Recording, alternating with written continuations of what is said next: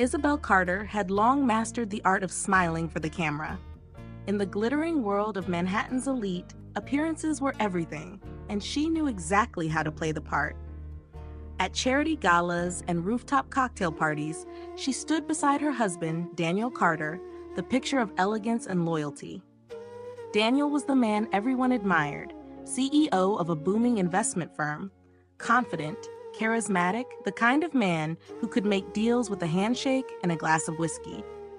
Together, they were the couple magazines loved to feature, the couple other couples envied. From the outside, life was flawless, but Isabel knew better. It started subtly: missed dinners, vague excuses about last-minute meetings, his phone lighting up with messages he would quickly swipe away. Daniel had always worked late, but now his absences had a different energy, a distance she could feel even when they were in the same room. At first, she told herself not to overthink it. A man like Daniel had 100 obligations. Maybe he was just under pressure. But then came the lies that didn't line up. The scent of an unfamiliar perfume on his jacket, the way he avoided meeting her eyes when she asked where he'd been. One night, while clearing out the back seat of his Bentley, Isabel found it. A delicate diamond bracelet, clearly not hers. It was expensive, tasteful, the kind of gift Daniel might have given her in the early years of their marriage. But this wasn't for her. When she held it up in the kitchen and asked about it, Daniel didn't hesitate. He spun a story about a client who had left it in his car after a ride from an event. He smiled like it was nothing, but his voice had that thin edge she had learned meant, "Don't push me." The real blow came weeks later, at the annual Carter family dinner.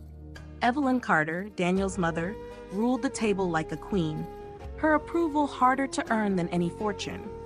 Over champagne, Isabel tried to hint at her concerns, but Evelyn brushed them aside with a laugh, telling her that Daniel was a man with important work and that a good wife trusts without question. The dismissal stung. Isabel realized then that if there was a betrayal, she would get no ally in Evelyn. Her unease grew into a quiet storm.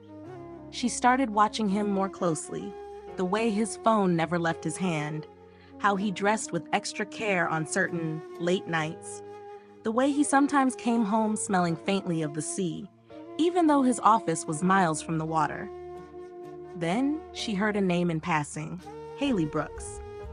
Daniel mentioned her casually, calling her a junior consultant at the firm. But Isabel caught the flicker in his eyes, the same flicker he used to have when he looked at her. She started piecing it together in silence. Haley was younger, ambitious, the kind of woman who saw men like Daniel not just as lovers, but as ladders. And Isabel, with her polished grace and years of loyalty, was suddenly an obstacle. The thought was both infuriating and clarifying. She didn't yet know what she would do, but she knew she couldn't let this pass. In the shimmering lights of the penthouse, with the skyline stretched like diamonds beyond the glass, Isabel sat on the edge of their bed one night, staring at the city below. From the outside, she had everything: wealth, beauty, status. But as she listened to Daniel in the other room laughing softly into his phone, she felt the first, sharp seed of resolve take root. If there was a war coming, she wouldn't be the one caught off guard. Isabel had turned it over in her hand, studying the tiny clasp, the way the diamonds caught the light. It was a piece that spoke quietly but expensively, chosen by someone who knew the difference between luxury and ostentation. And she knew, with an ache in her stomach, that it wasn't hers. That evening, when Daniel walked in, loosening his tie and smiling like he'd had a long but victorious day, Isabel waited. She placed the bracelet on the kitchen counter between them, its shimmer cutting through the low light. "I found this in your car," she said evenly. Daniel's smile didn't falter at first. He picked it up, glanced at it briefly, and then set it down as if it were a misplaced pen. "It's from a client," he said. "She left it after I gave her a ride from the Hilton. I was going to return it." The lie was smooth, almost lazy. "And you didn't mention it because?" He sighed, tilting his head as though humoring a child. Because it's nothing. You're reading too much into this, Isabel. You've been so tense lately, paranoid even. Are you okay? The twist came quick. Now she was the problem. His tone was careful, a practiced mix of concern and accusation that left her no space to argue without proving his point. She swallowed the anger rising in her throat, unwilling to give him the satisfaction. 2 nights later, at Sunday dinner in Evelyn Carter's lavish Upper East Side apartment, Isabel tried to circle the subject indirectly. Over roasted lamb and fine wine, she mentioned how Daniel had been spending more time away, and how she sometimes worried about the pressure he was under. Evelyn set her fork down delicately, fixing Isabel with a look that could freeze water. "My son works harder than anyone I know," Evelyn said, her voice warm enough for the table, but cold underneath. A good wife understands that and doesn't burden him with unfounded suspicions. If Daniel says something is nothing, then it is nothing. The room moved on to another topic, but Isabel felt the walls closing in. She realized that Evelyn wasn't just blind to the possibility of betrayal. She was protecting him, maybe even enabling him. Whatever was going on, it wasn't just Daniel's secret anymore. In the days that followed, Isabel kept her questions to herself. She stopped confronting him and started watching. She learned the rhythm of his new habits. The fresh suits on weekday evenings, the sudden insistence on keeping his phone face down, the quiet hum of incoming messages after midnight. She noticed how he avoided certain streets on the drive home, how his expense reports didn't match the trips he claimed to take. Each observation was another thread in a web she didn't yet understand. And the more she saw, the more she understood that this was bigger than a fling. There were patterns here, transactions, movements that spoke of something deliberate and sustained. The lies weren't cracks in their marriage. They were walls, carefully built to keep her out. One night, as Daniel slept beside her, his phone just out of reach on the nightstand, Isabel stared into the dark. She knew she couldn't confront him again. Not yet. The truth was out there, tangled in his comings and goings. And if she wanted to find it, she'd have to stop reacting and start preparing. Daniel thought she was paranoid. Soon, he would learn she was something far more dangerous. If you want, I can now continue with Bab 3, The Hamptons' Deception, where her first solid lead appears, and the tension between them moves into dangerous territory. This is where the story can start shifting from suspicion to undeniable proof. The Carter family's oceanfront villa stood like a postcard. Whitewashed walls, wide decks, and a private stretch of beach that glittered under the late afternoon sun. Isabel had driven out alone that Friday, Daniel claiming he would arrive later after a quick meeting in the city. She didn't believe him, but she didn't say so. Instead, she unpacked, greeted the house staff, and waited. Near sunset, she stepped out onto the deck with a glass of wine, scanning the water. That's when she saw them. Daniel and Haley, standing together on the long wooden dock, their heads tilted toward each other in a way that erased any illusion of professionalism. Haley's laugh floated back on the breeze, and Daniel's hand rested at her waist like it belonged there. The sight punched the air from Isabel's lungs. She pulled her phone from her pocket, instinctively raising it to capture the moment, but the distance was too great. The image would prove nothing more than two people talking. She stood frozen for a second, torn between storming down to confront them and pretending she hadn't seen. Before she could decide, they turned and began walking back toward the villa. By the time they reached the terrace, Daniel's expression was smooth, unreadable. "Isabel," he said warmly, as if he hadn't just been touching another woman. "You remember Haley from the office?" Haley smiled, sweet and polite, and extended her hand like a stranger. Isabel took it, noting the faint shimmer of a diamond bracelet that looked suspiciously familiar. Dinner that night was torture. The Carters' wealthy friends filled the table, glasses clinking, conversation buzzing about art auctions and stock trends. Isabel sat across from Daniel, who spoke easily, charming everyone. Whenever her eyes met his gaze was calm, almost daring her to speak. At one point, she made an attempt, mentioning she'd seen them on the dock. Daniel laughed, drawing the attention of the whole table. "She's always imagining things," he said lightly, patting her hand as if indulging a harmless quirk. "Must be the sea air." The guests laughed along, and Isabel felt her face flush, not from embarrassment, but from the white-hot clarity of betrayal.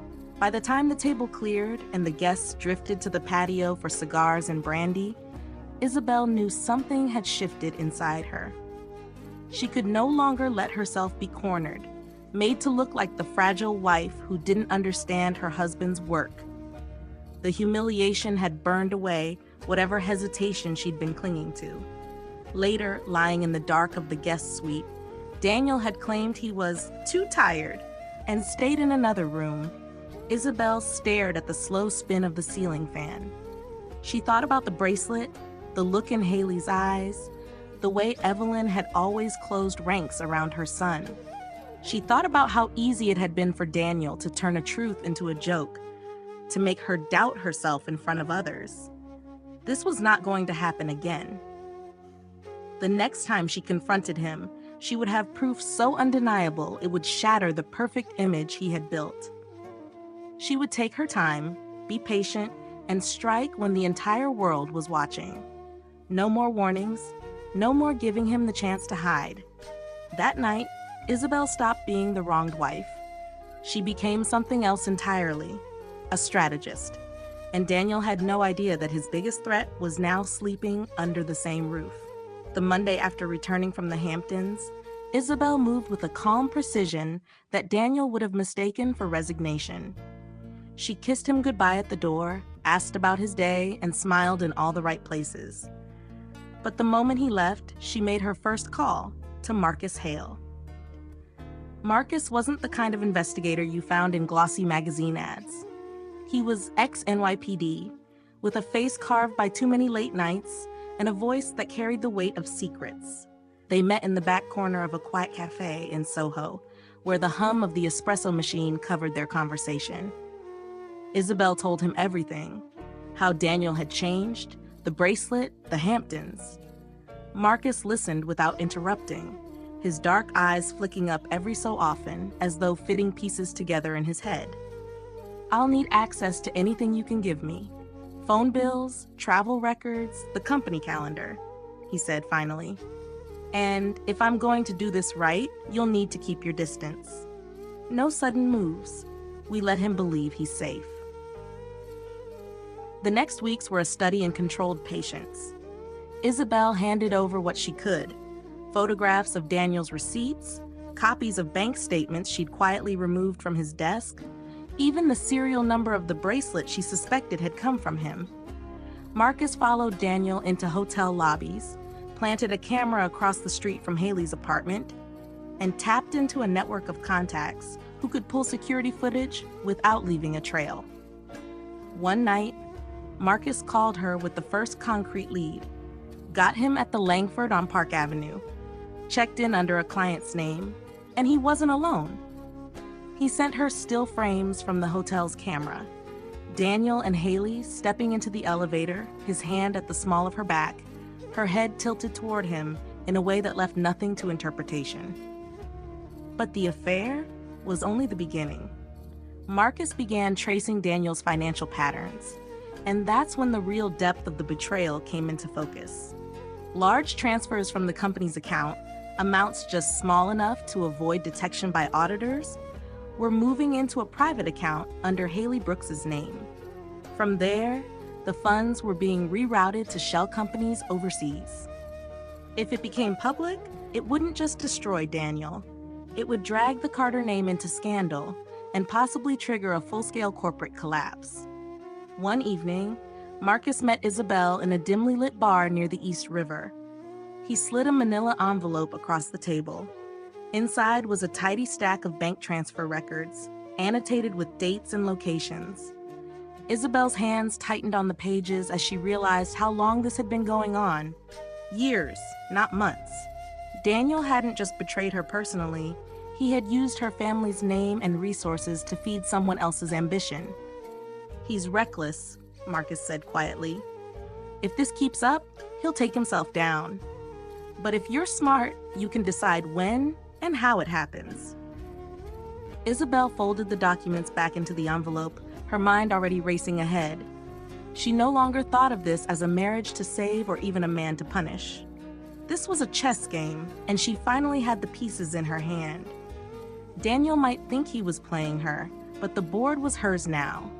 And when the time came, she wouldn't just knock over his king. She'd burn the board so there was nothing left for him to stand on.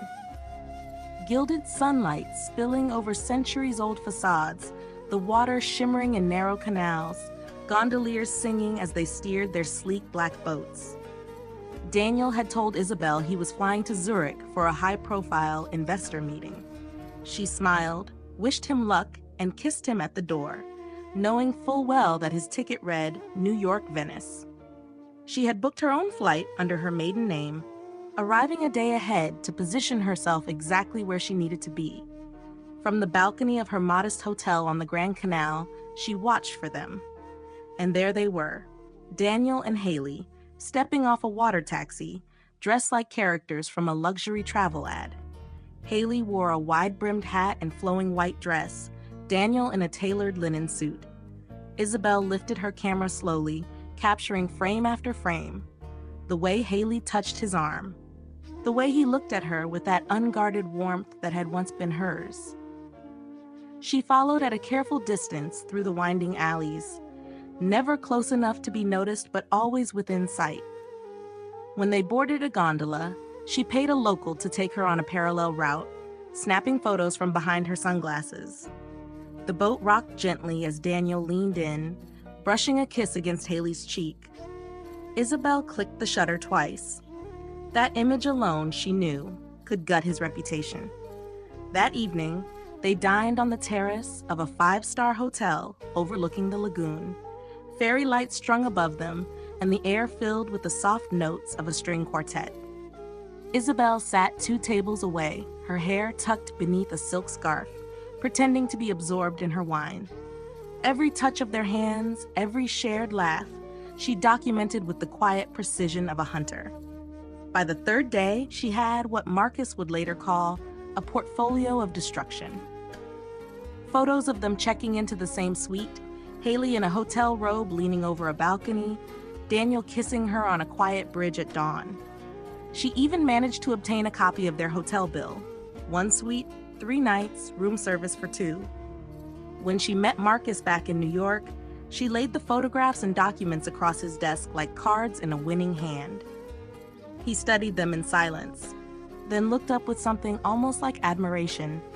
"This is more than enough," he said. "With this, he can't spin it, can't deny it. You could ruin him tomorrow." Isabel sat back in her chair, the weight of the evidence a solid thing between them. "Not tomorrow," she said. "Not yet."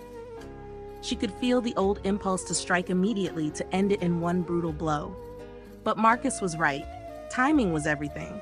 If she moved now, it would be a scandal, yes, but one Daniel might recover from. He would paint her as bitter, jealous, unstable. But if she waited, if she chose her moment carefully, she could drop this in front of the right audience and watch him lose everything. His career, his name, his place in the world he worshipped. And so she placed the photos back into their folder, locking them away in her safe. Every time she looked at them, she reminded herself, patience is not weakness. It's the most dangerous weapon she had. Daniel thought he was untouchable in Venice, but Isabel had followed him into his most intimate moments and taken them for herself. He didn't know it yet, but his perfect little world now existed at her mercy. Daniel Carter, CEO of Carter Global Investments, would be hosting an exclusive summit for international investors at the Lexington Grand Hotel in just 3 weeks. The article called it the most pivotal meeting of the firm's decade, a chance to cement its dominance in the global market. Isabel folded the paper slowly, the edges crisp under her fingers. It was the perfect stage. 2 days later, she got the second piece of the puzzle.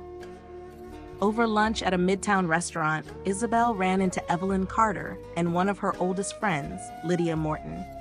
They hadn't noticed her at first, seated 2 tables away. Isabel kept her head lowered, letting their voices drift over. Evelyn was speaking in that clipped, hushed tone she used when discussing matters too scandalous for the open air. "He's taken care of everything," Evelyn was saying. "The girl knows her place, and Daniel is careful. Isabel suspects, of course, but she won't find anything she can use." A pause, then a small, smug laugh. "If she did, it would only make her look hysterical. We can't have her embarrassing the family." The words landed like glass breaking inside Isabel. It wasn't just Daniel playing his game. It was Evelyn, too, orchestrating the silence, smoothing over the lies. For all the years she had tried to please her mother-in-law, here was the truth. Evelyn had never seen her as part of the family, only as an accessory to be managed. That night, Isabel called Marcus. "We're changing the plan," she told him. "This isn't just about Daniel anymore. She's in it up to her neck, and when they fall together." From that moment, her preparations took on a sharper edge. She studied the guest list for the Investor Summit: CEOs, venture capitalists, foreign dignitaries. She noted the media outlets scheduled to cover it.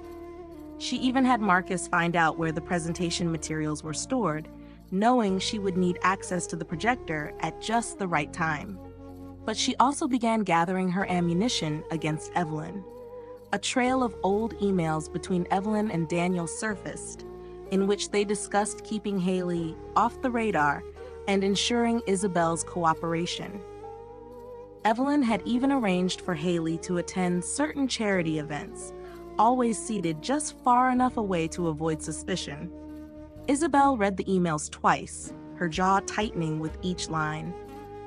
In the weeks leading up to the summit, Daniel seemed more confident than ever, busy with late-night strategy sessions and rehearsals.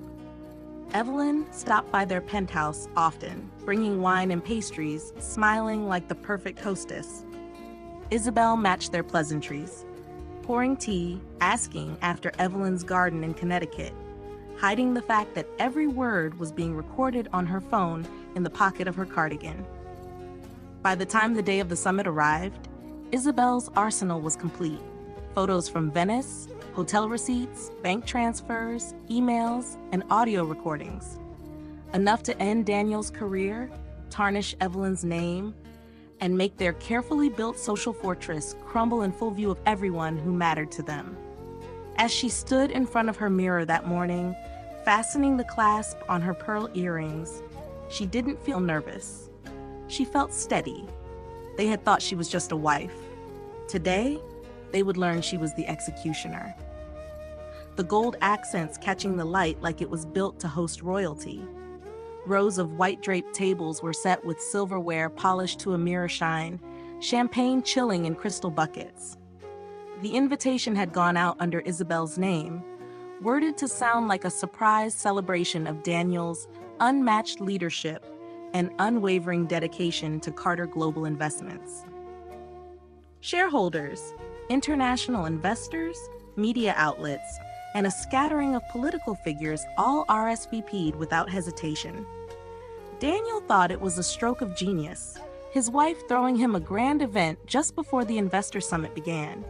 He saw it as an opportunity to build even more goodwill before the big negotiations. He had no idea he was walking into the center of a trap. Isabel had taken over the event planning entirely, insisting she wanted it to be personal. She coordinated with the hotel's tech team to ensure the projector and sound system were perfect for a highlight reel of Daniel's accomplishments. She told Daniel she was including clips from his speeches, company milestones, and charity events. The reality was far more dangerous. Marcus had worked with her to edit 2 separate videos into one seamless presentation. The first half was polished and corporate, Daniel cutting ribbons, shaking hands with dignitaries, smiling at charity fundraisers. It lulled the viewer into pride and admiration.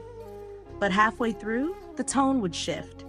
Smiles would fade into hotel surveillance footage, financial documents, photographs from Venice, images of Daniel with Haley on the gondola, at dinner, in the hotel suite, would fill the enormous screen, interspersed with screenshots of illicit bank transfers and damning emails between him and Evelyn. In the days leading up to the event, Isabel rehearsed her delivery. She wouldn't rant or scream. She would simply stand before them, thank them for coming, and let the truth speak for itself. It would be clean, surgical, undeniable. On the night of the event, the ballroom buzzed with conversation and clinking glasses. Daniel moved through the crowd, shaking hands, Evelyn at his side in a glittering emerald gown. They looked every bit the Power family, confident, untouchable. Isabel stayed near the stage, greeting guests with warm smiles, hiding the steady beat of her pulse. When everyone was seated, she took the microphone.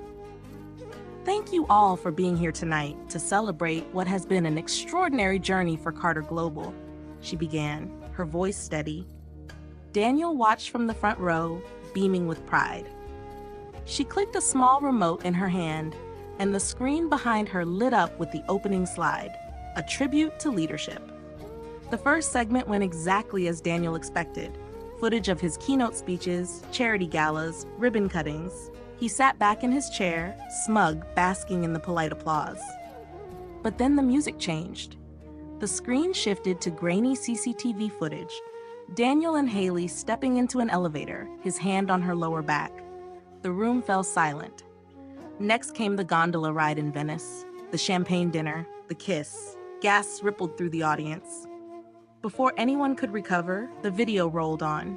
Scans of wire transfers, Evelyn's emails coordinating with Daniel to manage Isabel's behavior, all tied together with dates and amounts.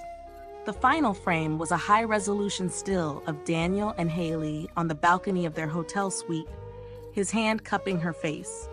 When the lights came up, no one moved. Cameras clicked as reporters raised their phones.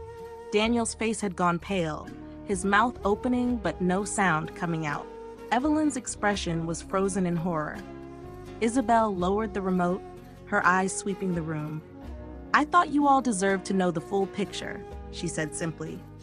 And with that, she stepped down from the stage, leaving the chaos to erupt behind her. The ballroom was frozen in absolute silence. The kind of silence that felt like the air had been sucked out of the room.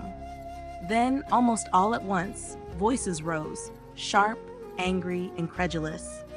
Chairs scraped against the polished floor as people stood, some craning their necks to see Daniel's reaction, others already murmuring to one another like a jury reaching its verdict. Cameras from the invited media had been rolling the entire time, and now every lens in the room was fixed on Daniel Carter. His jaw was tight, his eyes darting between the screen and the faces of the people he needed most: shareholders, investors, board members. He opened his mouth as if to speak, but nothing came. The only sound was the relentless shutter clicks and the low hum of microphones pushing toward him. In the second row, a group of major international investors conferred in rapid, heated whispers before one of them, a man from Geneva, stood and said loudly, "Is this true? Are these documents real?" He held up a printout that had been slipped to him by one of his aides, who had apparently been recording the whole time. Daniel's lips moved, but still no answer came. Somewhere to the right, Haley rose from her seat. The blood had drained from her face, her hands shaking as she gathered her clutch. All the confidence she had worn like a second skin was gone. She avoided looking at Daniel entirely, turning instead toward the side exit. A few photographers swiveled their cameras to catch her retreat, the sound of their shutters chasing her out the door. Then Evelyn made a small, strangled noise. Isabel turned just in time to see her mother-in-law's eyes roll back before she slumped in her chair, a waiter lunging forward to catch her. Gasps rose again as people shifted aside, some calling for medical assistance. Evelyn's emerald gown shimmered under the lights as she was lowered to the floor, the perfect matriarch brought down in the middle of the empire she had helped protect. The chaos swelled. Investors were demanding answers, some threatening to pull out their money immediately. Journalists were calling their newsrooms, dictating headlines that would spread across the globe by morning. Security moved toward the stage, unsure if they were there to protect Daniel or to remove him. Isabel didn't watch him struggle. She was already walking toward the back of the room, her heels clicking against the marble floor. She could feel the heat of 100 eyes following her, but she didn't look back. This wasn't her scene anymore, it was his. She had lit the match and left it burning in the center of the room. As she stepped into the cool hallway beyond the ballroom, she caught her reflection in a gilt-framed mirror. Her expression was calm, almost serene, her lipstick unsmudged. Inside, Daniel's world was collapsing in real time. Outside, Isabel inhaled deeply and walked toward the waiting elevator, each step measured, certain. The trap had sprung exactly as she intended. Headlines screamed of corporate fraud, infidelity, and family betrayal, each one accompanied by the photos and documents Isabel had carefully released through Marcus to the press. Cable news replayed the Venice footage in an endless loop, dissecting every glance, every touch between Daniel and Haley. The board of Carter Global Investments moved swiftly. An emergency meeting was called, and within hours, Daniel was suspended pending a full investigation. 2 days later, the suspension became permanent termination.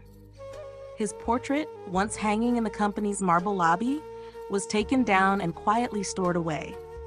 The same investors who had toasted him weeks before now issued public statements distancing themselves from him, their language sharp and final. The legal pressure was relentless. Federal investigators opened a criminal inquiry into the offshore transfers tied to Haley's account, while the SEC launched its own probe into corporate misconduct. Every lawyer Daniel had on retainer was suddenly unavailable, unwilling to risk their own reputations. The calls from his so-called allies stopped. His once bustling penthouse office was stripped of its contents, the glass nameplate on his desk tossed into a box like a relic from another lifetime.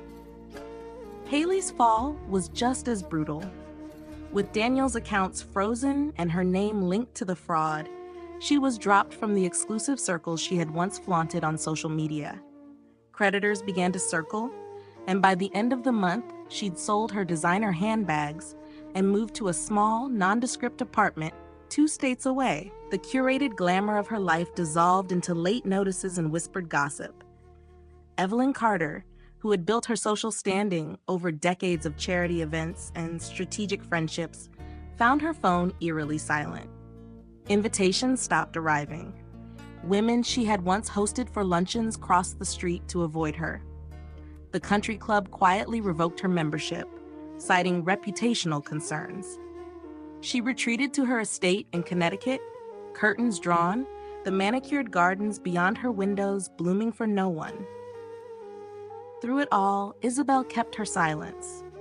Reporters called, TV producers offered exclusive interview deals, and glossy magazines wanted her on their covers as the wife who fought back. She declined them all. When one particularly persistent journalist cornered her outside a gallery opening and asked why she wouldn't speak, Isabel gave the only answer she would ever give. The truth always finds its way. I don't need to help it. Privately, she watched the coverage with a quiet detachment. It wasn't satisfaction she felt, exactly, but a sense of order restored. Daniel had thought himself untouchable. Haley had believed in her own invincibility, and Evelyn had assumed her influence was permanent. All of them had been wrong. As the weeks turned into months, Daniel's face became a cautionary tale rather than a symbol of success. His name was whispered only in warning, a story parents told their ambitious children about how quickly arrogance could destroy everything. And somewhere in a sunlit corner of the city, Isabel Carter continued her life, the storm behind her, the air finally clear. Isabel stood barefoot on the deck of her Malibu home, the salty breeze lifting strands of her hair. The house was everything she had wanted, open, filled with light, and far from the noise of New York's boardrooms and ballrooms. Here, the only soundtrack was the rhythm of the waves and the occasional cry of a gull overhead. It had been nearly 6 months since the night at the Lexington Grand. In that time, Isabel had quietly built a new chapter for herself. With the settlement she secured, one Daniel had signed without protest to avoid further legal humiliation, she established the Carter Foundation, a nonprofit dedicated to supporting women who had been manipulated, defrauded, or betrayed by those they trusted. The foundation offered legal aid, counseling, and financial grants for fresh starts. Isabel oversaw every detail, not from an ivory tower, but from an office above a small cafe on the Pacific Coast Highway, where the scent of espresso and ocean air mixed together. She never spoke Daniel's name in interviews or at events. To the public, she was simply a woman who had turned personal pain into something that could help others. But in private, she allowed herself small moments of reflection. She thought about the woman she had been, polished, careful, always smiling at the right times, and how far she had traveled from that version of herself. One quiet morning, she had sat at her desk and written a short letter. It wasn't angry, and it wasn't an invitation for dialogue. She wrote, "You taught me the cost of trust. Now I live free from it."